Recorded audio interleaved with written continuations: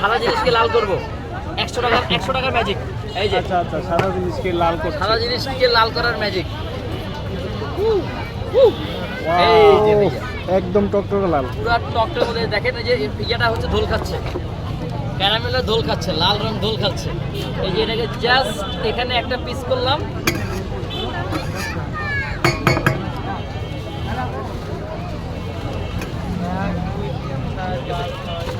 এই যে আরেকটা পিস করলাম।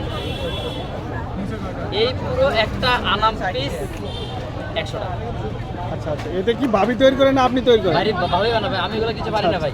আমি পারি কাচ্চি বানাতে পারি ভাই, ও আচ্ছা। আমি পারি মোরগ পোলাও বানাইতে, আমি পারি হচ্ছে কি গ্রিল বানাইতে, শিক কাবাব বানাইতে, আমি ওগুলো ভালো পারি ভাই।